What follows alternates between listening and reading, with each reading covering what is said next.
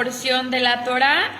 Y entre los temas principales que encontramos en esta porción son... ¿quién nos los va a decir? ¿Quién nos los quiere decir? A ver, levante su mano. ¿Quién nos quiere decir los temas? Jorge. ¿Sí, Jorgito? A ver, dinos algunos temas de la parashá.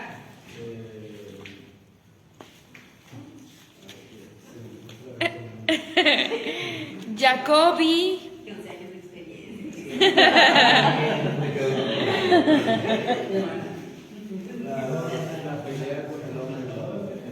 Ok, muy bien. El encuentro con el ser misterioso, el ángel.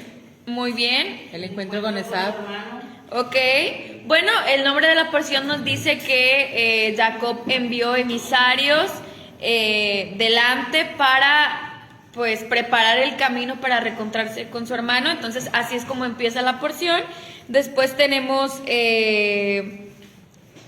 la estrategia militar, porque fue una estrategia la que planea Jacob, porque pues le dicen que viene su hermano con 400 hombres, entonces él planea una estrategia. Y bueno, también el encuentro, como decía Jorgito, de Jacob con ese ángel, y por supuesto el cambio de nombre que estudiamos hace ratito. Finalmente el reencuentro con Esaú, que fue un reencuentro que calificaríamos como, hermanos, ¿en qué términos?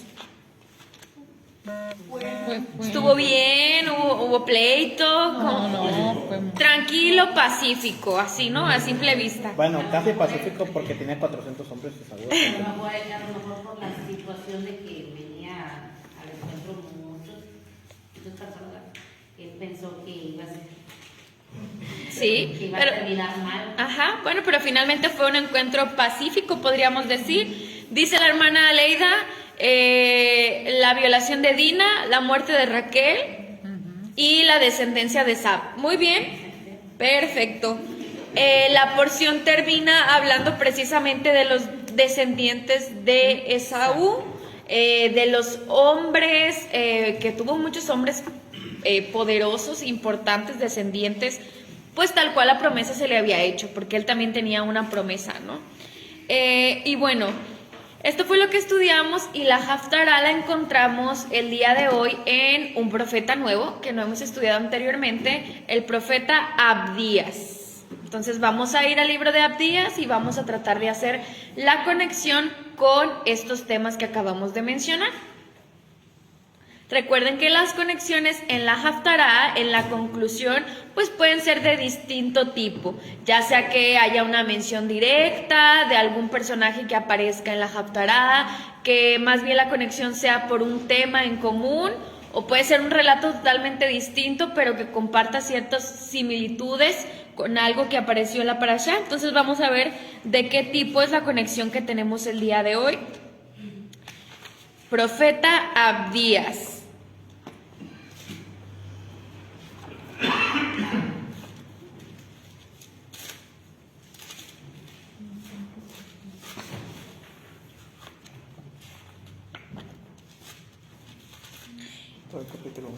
Bueno, ¿cuántos capítulos tiene Abdías, hermanos? Uno. Así es uno de los libros más cortos del Tanaj, o el más corto, que solamente tiene 21 versículos en un capítulo. Profeta Abdías, ¿su nombre hebreo alguien lo sabe? Obadía, ¿y su significado? Obadía. ¿Y su significado? ¿Quién sabe? No falta. ¿No? ¿Nadie?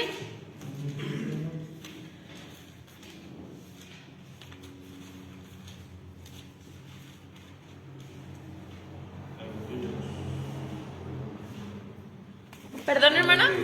Me llamó la atención que no era nativo de Israel propiamente. No, de hecho, ¿de quién se cree que era descendiente, hermanos? Edom. De Edom. Era un descendiente de Esaú, el profeta Abdías. Dentro del judaísmo se dice que pues fue un convertido. Estaba leyendo algunos comentarios, digo, no sé si sea verdad, pero que cuando se convierte pues alguien que no es judío al judaísmo, le llaman hijo de Abraham, pero también le llaman hijo de Abdías, por este tema de que él fue un convertido pues de Edom. Entonces se me hizo interesante. Se cree que fue descendiente de ellos y bueno, en este capítulo, creo que ya lo hemos estudiado en alguna otra ocasión y en alguna otra clase. Déjenme lo encuentro yo porque esta Biblia está distinta. Ahí voy para allá. El que sirve a Dios. Ah, sí, decíamos su nombre, siervo de Dios, el que sirve a Dios. 449 de la página. ¿Cuál? 449. ¿Es la textual? No, es La la israelita nazarena, creo que 600. Sí, algo. 639. Gracias. Obadia. Dice la hermana Leida como dato que su nombre significa siervo de Yahweh y que es contemporáneo a Elías. Ok, muy bien. Para ubicarnos en el tiempo en el que profetizó. Muy bien. ¿Qué título tienen ahí, hermanos, en sus Biblias para este capítulo número 1? La humillación de Edom. Humillación de Edom. Yo también. ¿Alguien más? ¿La qué? Las culpas de Edom, ok.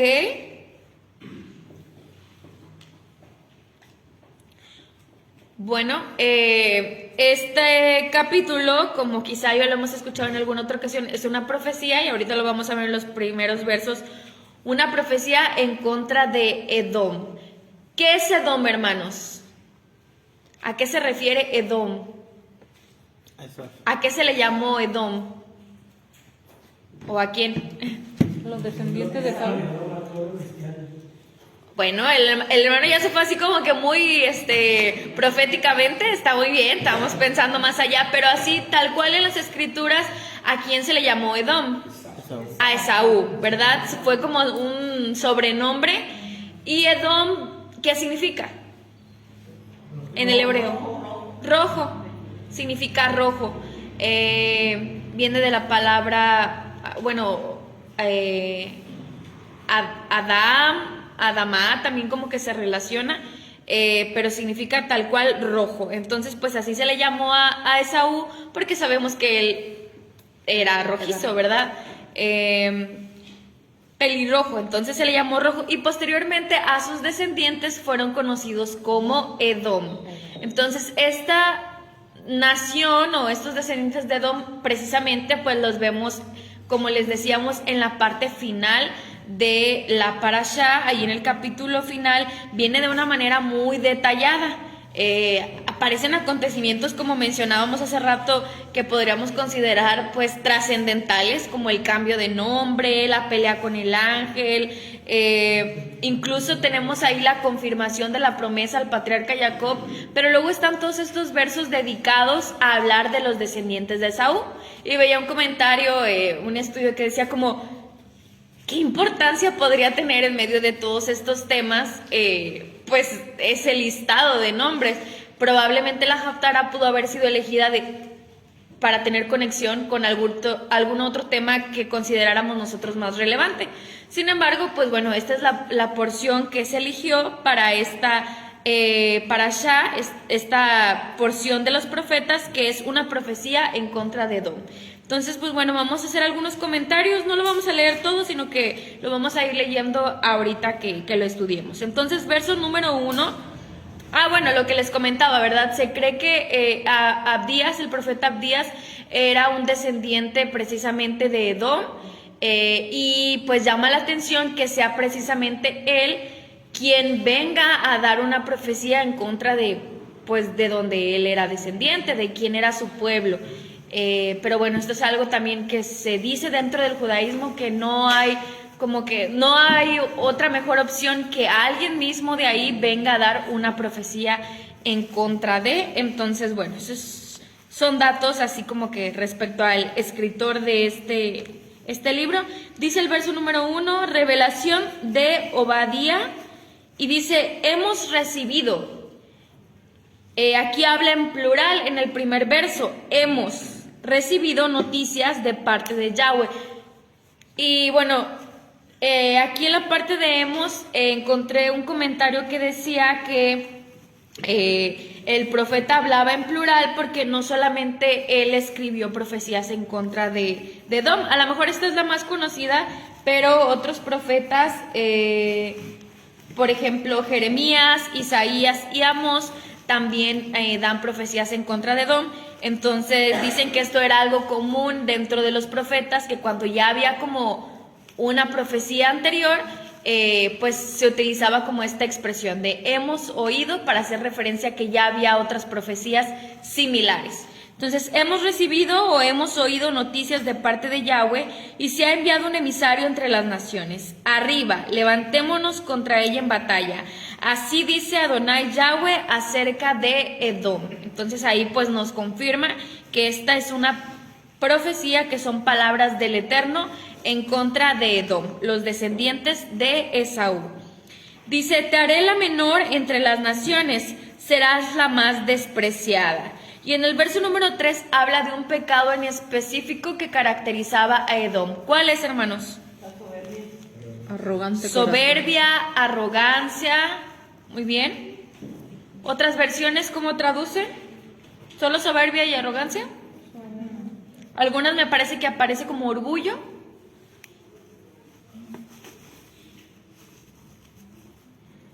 Pero ahí hay una mención específicamente de la arrogancia o de la soberbia. Y bueno, esto era una característica de los descendientes de Esaú y algo que el Eterno condena. Incluso en la lista que aparece en las Escrituras donde habla de los pecados o de las cosas que son abominación para el Eterno, ¿cuál de ellos encabeza la lista? El orgullo. La soberbia, la arrogancia, porque pues este pecado específicamente desata muchos otros pecados. Es como que la madre de muchos otros pecados. Y esto era algo que caracterizaba a Edom, según lo vemos aquí. Como les decía hace rato, Edom se convirtió en pues una nación muy poderosa, hermanos. ¿Algunos de ustedes han visto, si les gusta así como que la historia, la ciudad de Petra de hoy en día? Bueno, búsquenla por ahí si no la conocen. Es una ciudad que precisamente está tallada en las montañas, en la región de Jordania. Y esta región fue donde habitaron los descendientes de Esaú. Es algo que hasta ahorita es considerado como una de las maravillas del mundo, ¿no? Y mucha gente va hasta allá a visitarlo, pero nos da una idea del imperio que fue Edom en su momento. Precisamente ahí en este mismo verso dice: a ti que habitas en las hendiduras de las peñas, porque los descendientes de Esaú siempre se caracterizaron por habitar entre montañas. Ahí creaban su imperio, ahí ellos vivían, y eran ciudades majestuosas, muy impresionantes dentro de las montañas, en rocas. Entonces toda esta ciudad está tallada en rocas. Precisamente de Edom descendieron muchos de los hombres pues importantes, poderosos, que no solamente están dentro de algún libro de las Escrituras, sino que ahorita vamos a ver que lo que el profeta Abdías va a mencionar es una serie de eventos a lo largo de la historia de Israel, donde Edom aparece como un oponente. Y algunos personajes conocidos para mencionar que son descendientes de Edom. Bueno, no sé si ustedes sepan algún hombre poderoso que aparezca en las Escrituras que sea descendiente de Edom. ¿Alguien? Herodes. Bueno, Herodes era descendiente de Esaú. ¿Alguien más?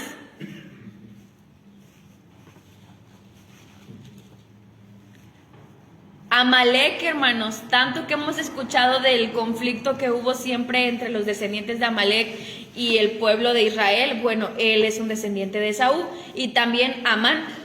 Todos conocemos a Amán en la historia de la reina Esther.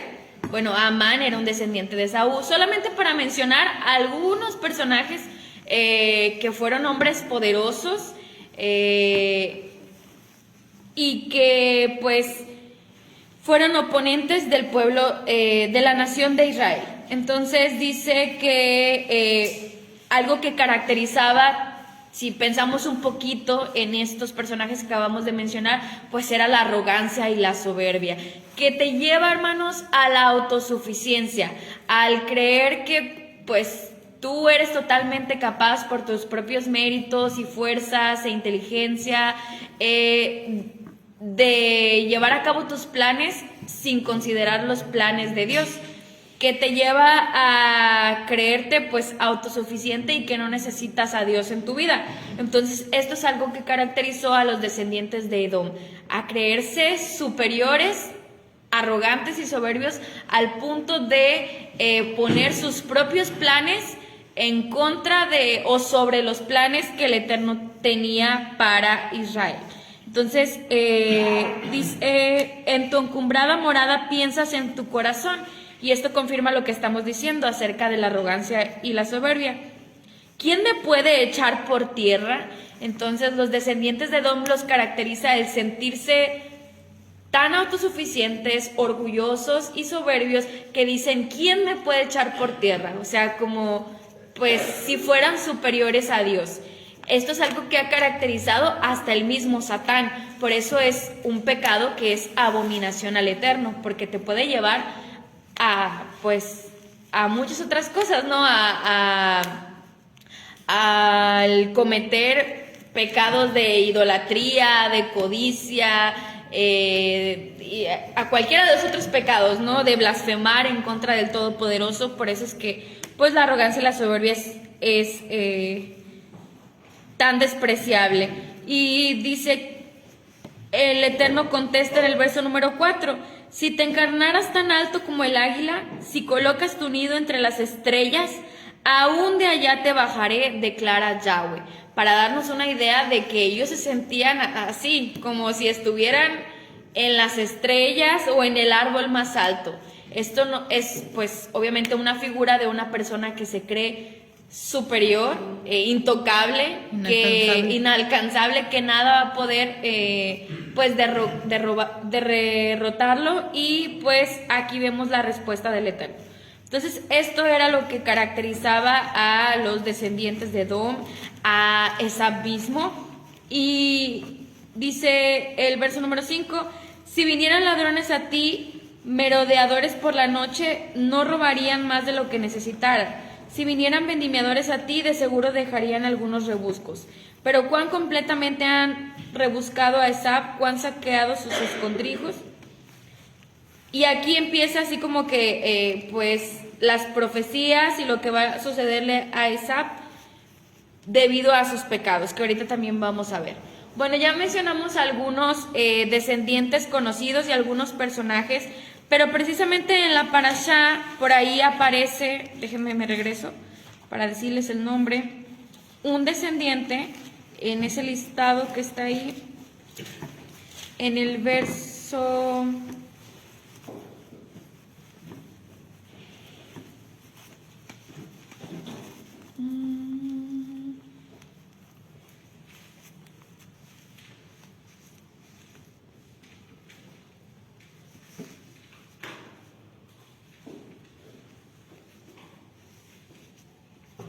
En el verso 42 aparece Magdiel e Hiram.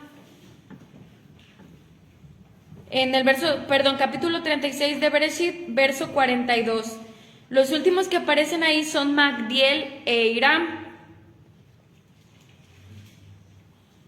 Y luego dice, estos son las familias de Edom. Y bueno, si nos metemos un poquito más a la historia, estos hombres son fundadores de ¿qué imperio, hermanos? ¿Creen? Un imperio importante que aparece también en las escrituras. Magdiel e Hiram. Roma, así es. Ya en la parte final aparecen estos fundadores del imperio romano, Magdiel e Hiram.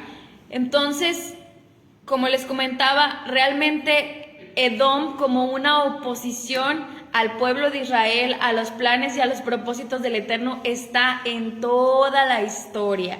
Desde que comenzó esta batalla entre Jacob y Esaú, posteriormente cuando el imperio, ahorita lo vamos a comentar, cuando Egipto oprimió a Israel, cuando los babilonios, cuando los griegos y finalmente cuando los romanos, en toda la historia, cuando los persas, en toda la historia aparece Edom como oposición a Israel y a los planes del Eterno. Esto ténganlo ahí en mente.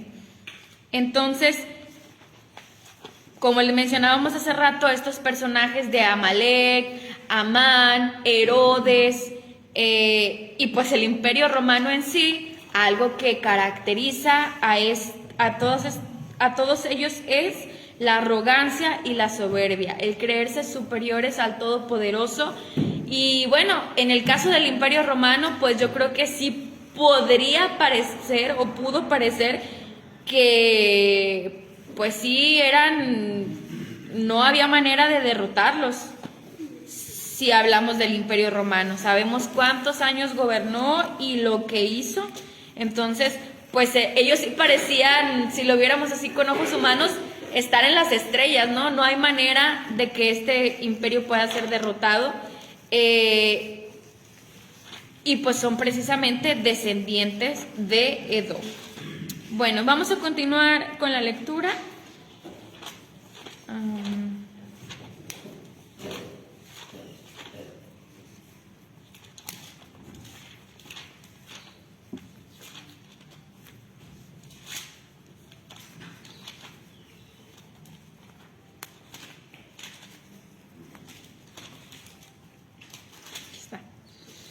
Dice, todos tus aliados te abandonaron en la frontera, tus propios confederados te han embaucado y te han vencido. Tu pan ha puesto trampas debajo de ti, él está desprovisto de entendimiento. Entonces, algo que nos dice el verso número 7 es que el castigo para Edom era no solamente perder bienes materiales, como lo viene mencionando ahí, que iban a ser saqueados, sino que algo que también iban a perder es que, hermanos, según vemos en los versos 7 y 8, además de los bienes materiales, ¿qué otra cosa va a perder Edom? El entendimiento. No solamente bienes materiales, bienes tangibles, sino la sabiduría, el entendimiento, la comprensión, es algo que van a perder. También tengan eso en mente. Y pues si hablamos precisamente de estas personas, parecería que perdieron el sentido de la razón.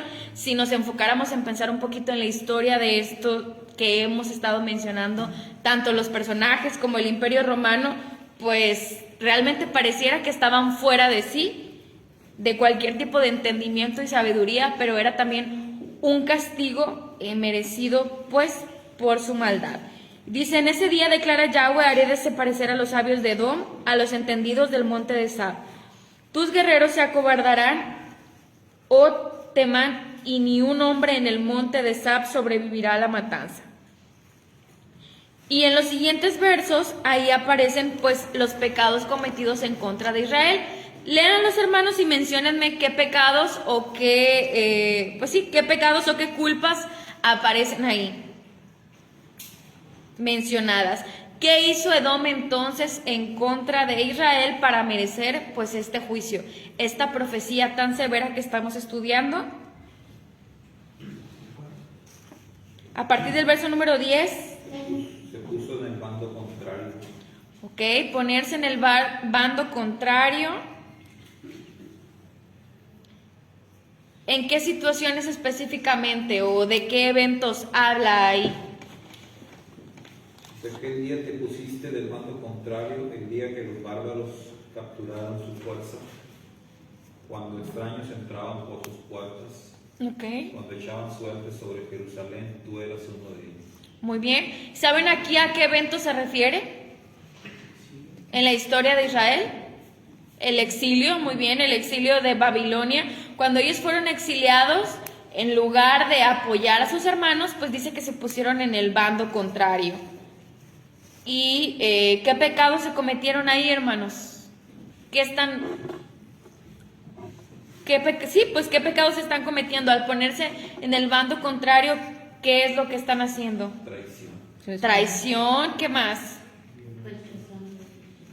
No solo traicionaron, sino que además, ¿qué más hicieron?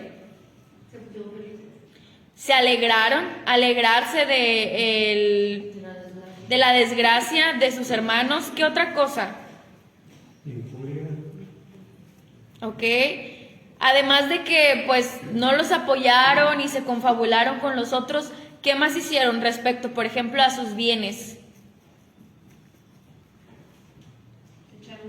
Ok, no, pues esto, se alegraron y dijeron, esto no lo vamos a quedar nosotros. Entonces, ¿qué pecado entra ahí también? La codicia.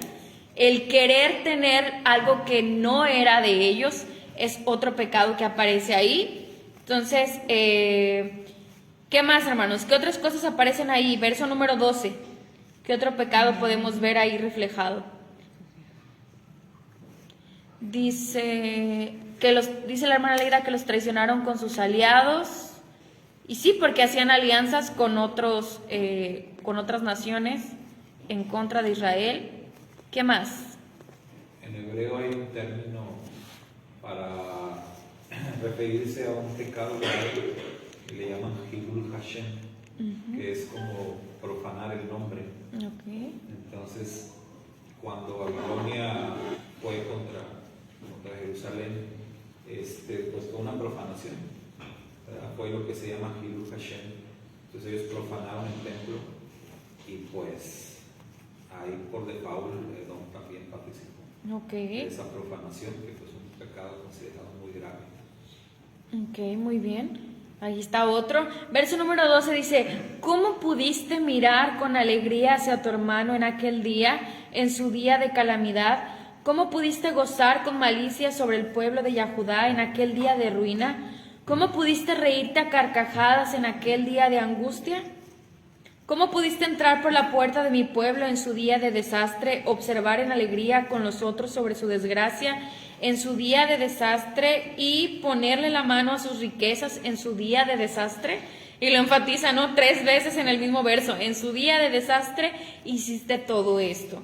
Verso 14 se refiere también a otro evento ocurrido en otro tiempo de la historia de Israel. ¿Pueden identificarlo, hermanos?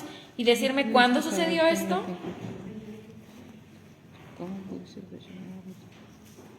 Cuando se llevaron el arca, ¿no? No. Cuando la batalla contra Amalek. Ok, bueno, ese es uno, sí.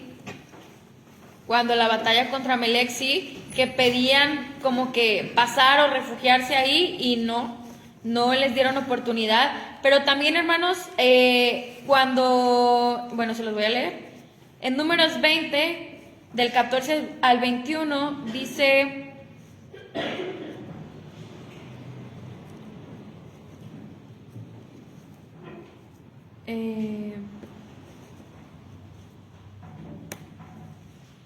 dice que cuando los israelitas venían saliendo de la esclavitud en Egipto, dice que llegaron a pedirle pues a Edom que los dejara pasar, que los dejara cruzar por sus dominios. Dice, te prometo que no entraremos en ningún campo ni viña, tampoco beberemos agua de ningún pozo. Nos limitaremos a pasar por el camino real sin apartarnos de él para nada hasta que salgamos de tu territorio. Pero el rey de Edom mandó a decir, no crucen por mis dominios, de lo contrario saldré con mi ejército y los atacaré. Los israelitas insistieron, solo pasaremos por el camino principal y si nosotros o nuestro ganado llegamos a beber agua de tus pozos te lo pagaremos. Lo único que pedimos es que nos permitas pasar por él. Pero el rey fue tajante en su respuesta, por aquí no pasarán. Y salió contra ellos con un poderoso ejército, resuelto a no dejarlos cruzar por su territorio. Así que los israelitas se vieron obligados a ir por otro camino. Y esto es algo que sucedió cuando salieron de la tierra de Egipto. Entonces no los dejaron pasar. Por eso dice, ¿cómo pudiste pararte en las encrucijadas para cortar el paso a los fugitivos? ¿Cómo pudiste traicionar a los que huían en aquel día de angustia? Y estamos hablando que desde que ellos salen de Egipto el cautiverio de Babilonia, pues pasaron muchos años, pero en todos esos hay este Edom como oposición. Les decía también cuando pues la situación con los persas y que aparece Amán, pues ahí también Edom. Y pues finalmente con Roma, pues ahí también está Edom, porque eran descendientes de Edom. Herodes era descendiente de Edom, poniendo oposición, y pues sabemos que finalmente hoy en día, si ustedes le preguntan a algún judío, ellos dicen que ahorita, o le llaman al exilio actual, el exilio de Esaú, así es como le conocen, o el exilio de Roma, porque ellos creen que todavía están exiliados, ¿no? Y lo están, pues hay judíos dispersos en todo el mundo. Y ellos dicen, esto es el exilio de Esaú. Entonces estamos hablando desde que algo que sucedió desde Génesis con esta pelea entre estos dos hermanos y eventos que están en todo el Tanaj, incluso en los tiempos de Yeshua y hasta nuestros días, donde ellos dicen, aún estamos sufriendo el exilio de Edom. ¿Y qué representa entonces Edom? Bueno, Edom podríamos decir, entre muchas cosas que representa, es una fuerza que se opone a todo lo que tiene que ver con el Eterno, a los planes del Eterno, a los propósitos del Eterno, y que puede aparecer como un poder político, como un poder religioso, pero su propósito es oponerse. Siempre va a existir la oposición. Y esto es algo que está representado por el nombre de Esaú o de Edom. Entonces, pues aquí les digo, se mencionan varios acontecimientos históricos. Dice, como tú hiciste, así te harán a ti, tu conducta será vengada. Sí, contra todas las naciones se acerca el día de Yahweh. Aquella copa que bebiste en mi monte sagrado la beberán para siempre todas las naciones. Beberán hasta que se les vuelva torpe el habla. Pero en el monte Sión sobrevivirá un remanente y será santo. La casa de Jacob desposeerá a los que desposeyeron a ellos. La casa de Jacob será fuego, la casa de Yosef llama y la casa de Esab será paja. La quemarán y la devorarán y ningún sobreviviente quedará de la casa de Esab porque ha hablado Yahweh. Así poseerán el Negev y el monte Esab también, la Shefelá y Peleshet. Poseerán el país efraimita y el distrito de Shomrón y Benjamín, junto con Gilad. Y aquel ejército exiliado de israelitas, lo que le pertenece a los cranitas, hasta Sarepta, mientras que la comunidad exiliada de Jerusalén en Sefarad poseerán los poblados del Negev, porque marcharán salvadores en el monte Sión para hacer juicio en el monte de Edom, y el dominio será de Yahweh. Ahora bien, hermanos, les pregunto, ¿esta profecía que estamos viendo en contra de Edom ya sucedió? ¿Qué dirían? ¿O es algo que aún está pendiente? ¿Terminó esta profecía con el derrocamiento del Imperio Romano? ¿Ahí es donde se cumplió o aún hay cosas pendientes por cumplir? ¿Qué piensan? A ver, ¿quién dice que ya se cumplió? ¿Quién dice que ya está pendiente y por qué? Está pendiente porque de separado hay muchos judíos en España que todavía no regresan a Israel. Muy bien. Pero no se cumple así. Perfecto, entonces lo que vemos, hermanos, que les comentaba es que estos eventos históricos de oposición donde Edom aparece están desde Bereshit y hasta nuestros días, hasta Apocalipsis, en las cosas que están pendientes por cumplirse. Edom permanece como una fuerza, como un sistema que reina hoy en día en el mundo de oposición, que utiliza, como les decía, la religión, la política, todo lo que sea posible para oponerse al plan perfecto del Todopoderoso. De alguna manera, ¿no? Que en realidad, pues el Eterno lo utiliza, ¿verdad? O sea, el Eterno es el quien permite que las cosas sucedan, pero bueno, así se desarrolla la historia, con esta oposición. Y esto es algo que, pues, son profecías que, como dice el hermano, aún están pendientes. ¿Por qué? Porque vemos que todavía, pues, Yahweh no a través de Yeshua o el reino no ha sido instaurado, que es cuando se va a cumplir todo lo que estamos viendo aquí, de Yeshua reinando.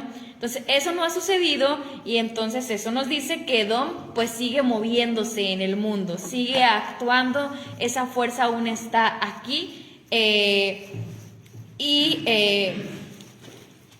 y entonces pues esta profecía aún no va a ser cumplida. Nos da esperanza porque sabemos pues cuál es el final y creemos y confiamos que esto va a ser así y que finalmente pues Edom va a ser destruido. Este va a ser su destino, destrucción. Y algo que veía importante, que también es bueno recalcar, es que en el verso número 17 dice que en el monte Sión vivirá un, ¿qué, hermanos? Remanente. Un remanente. Esto quiere decir que de Edom también va a salir un remanente que vendrá a ser parte de la casa de Jacob. Entonces, algo que veía en comentarios respecto a la parashá es que ustedes recuerdan que cuando Esaú y Jacob se encuentran, después Esaú le hace una invitación a Jacob. ¿Recuerdan cuál es esta invitación?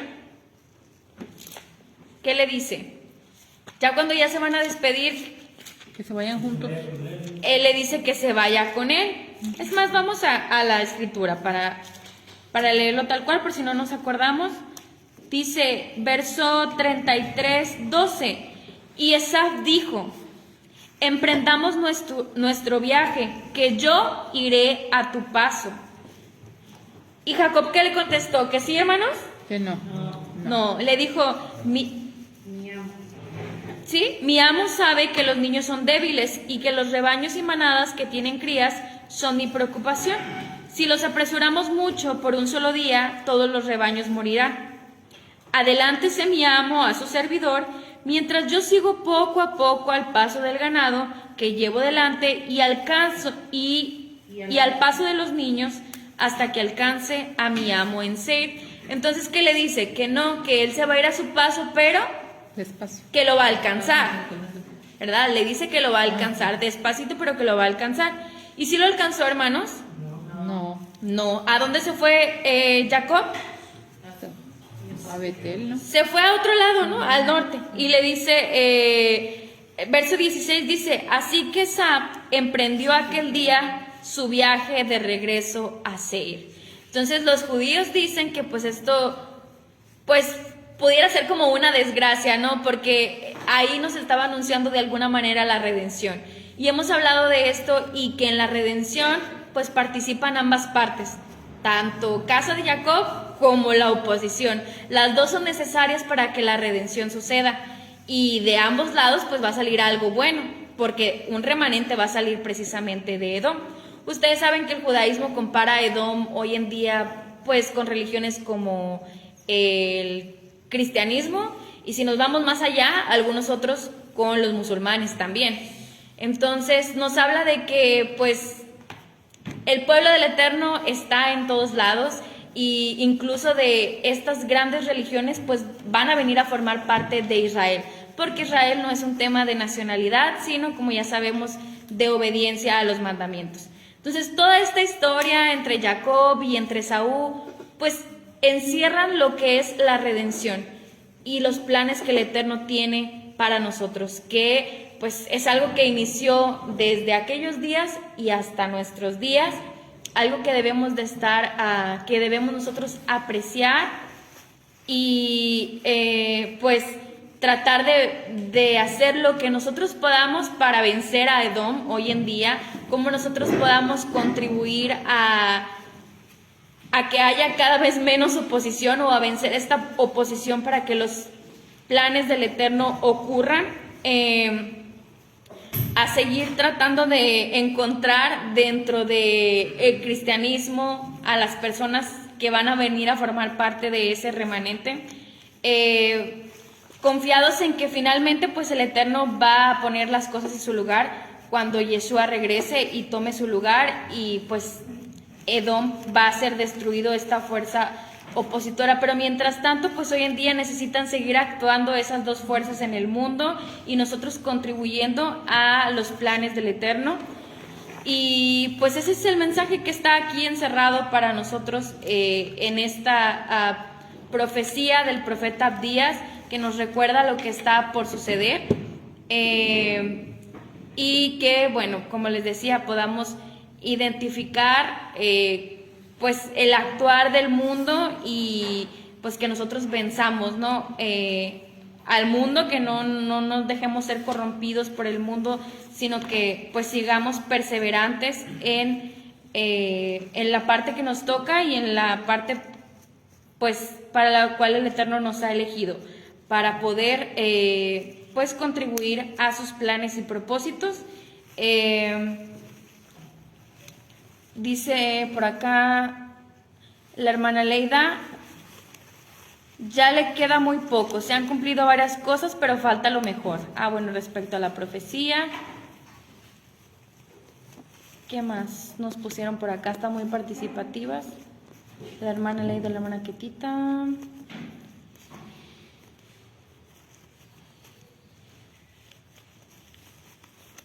Y, bueno, sí, que nos siguieron juntos, y sí comentábamos eso, ¿no? Que ellos pues no siguieron juntos, Jacob no llevó a cabo su tarea quizá de ser ese hermano que guiara espiritualmente a su hermano Esaú, y Esaú pues finalmente también siguió su camino, ¿no? Un camino que va a llevar a la destrucción.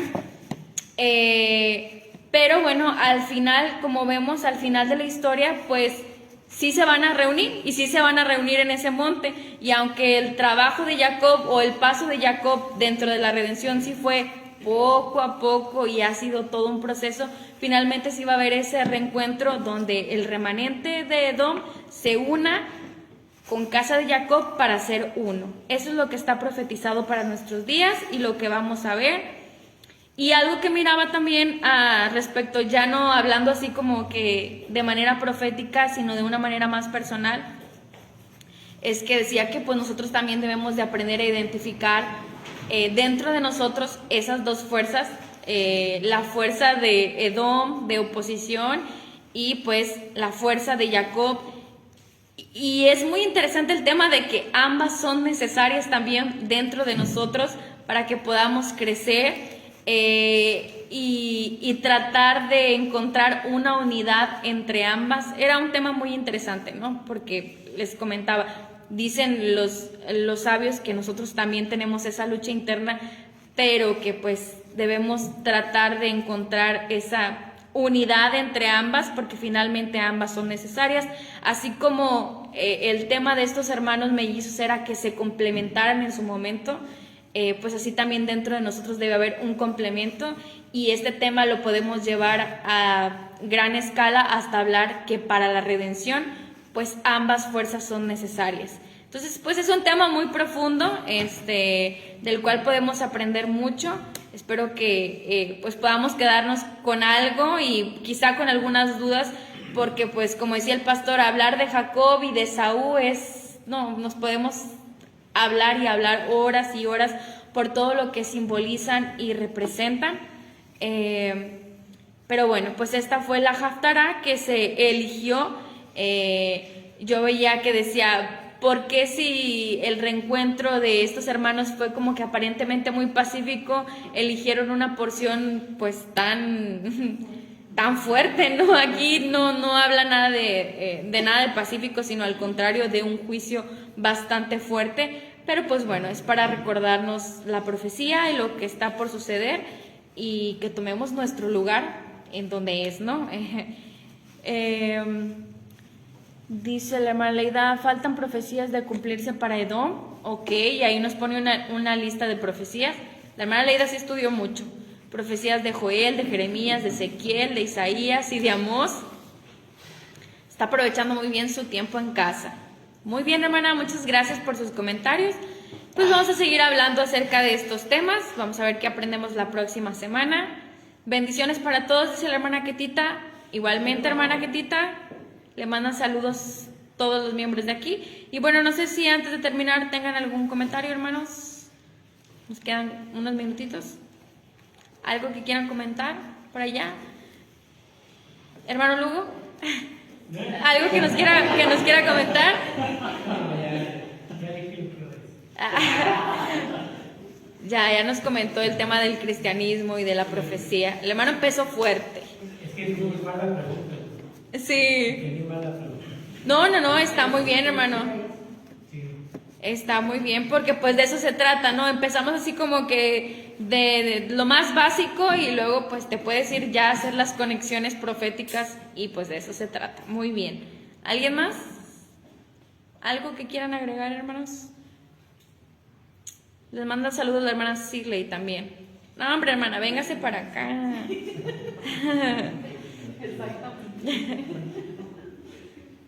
Bueno, Shabbat Shalom, hermanos, y gracias por participar, sobre todo a la hermana Leida que se encuentra en casita, que se encuentra malita. Le enviamos refuah shelema y dice que sus saludos le fortalecieron su espíritu el día de hoy, dice la hermana.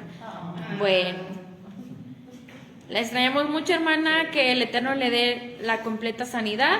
Esperamos verla aquí la próxima semana. Shabbat Shalom. Adiós. Shalom.